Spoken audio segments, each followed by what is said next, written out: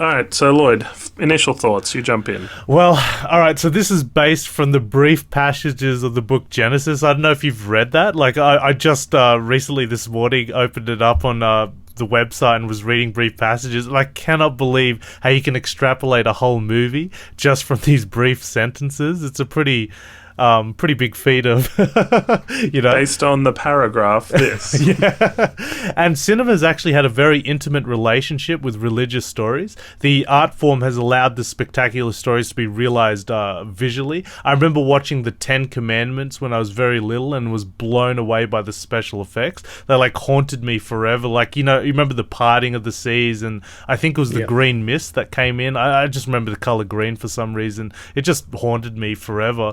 I think Darren Aronofsky, as you said, is an incredible talent, one of the very best in the world at his craft. Requiem for a Dream, especially, which you either hate it or love it, but you cannot deny how well that movie is made with the music and the haunting. The images will leave you after watching that. And I actually thought Noah was an incredible movie. I actually only have one issue with the movie, which we will get to, but I just want to say it's so incredible that a mainstream audiences are watching this film. The use of modern CGI effects can really bring the incredible stories of mythology, religion to the big screen. I'm still waiting for a proper Greek mythology movie to be made, not like the crap Clash of the Titans with one of our favorite actors starring in the film.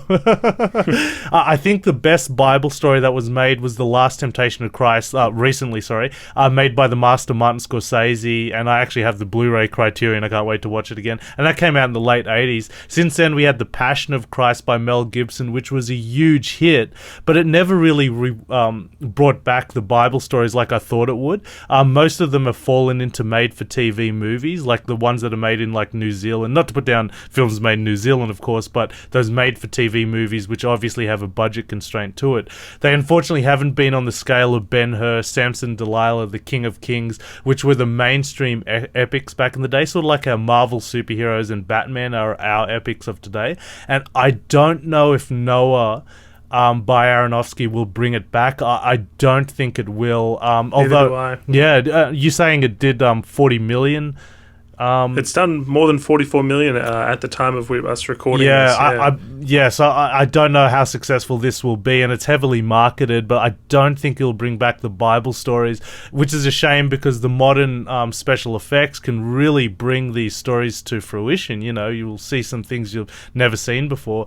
And if you're doing for each paragraph of the Bible as a movie, there's a lot to get through. Exactly. I think Aronofsky had huge respect for the material and he poured all of his craft into the movie. I think it was really well made. He's actually an atheist himself, which is really interesting. This movie has had huge issues with religious groups, and it's going to have even more. It just comes with the territory if you're going to deal with a subject matter like this. All I can say is if you've got religious ties to this movie, try and separate yourself from them and try to see this movie as an adaptation of a fable or something. And I know that's easier said than done. I think the world this film creates is excellent. It's so mythical, and the emotions, the terror and hardships the character endure seem real, especially the landscape at the beginning, that scorched earth. It's like the beginning of the Book of Eli. That was horrendous. Yeah, it was. How they're not nomads, but people just moving from this scorched earth to another, almost like a Mad Maxian type of world.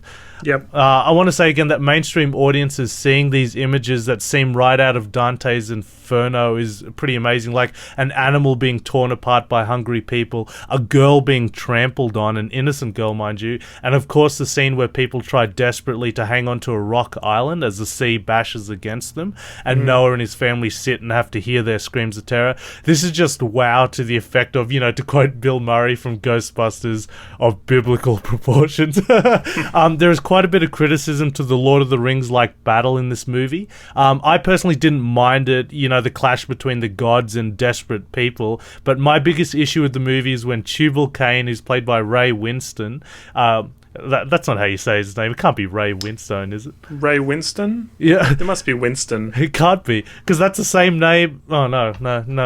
You're right. Like Winston from Ghostbusters. Yeah, I was thinking Winston from Ghostbusters. Winston. When he gets on board the ship and recovers and has a hokey showdown with Noah, I thought that was so disgusting. I was like, I don't think this is in the Bible, and the motivation of Ham didn't seem real, that he would nurse his enemy just to stab him in the back again, and I don't know. A bit sluggish at the end. It becomes very unbelievable, that whole nursing his enemy thing, because Emma Watson's pregnant before she gets on the Ark. She becomes pregnant.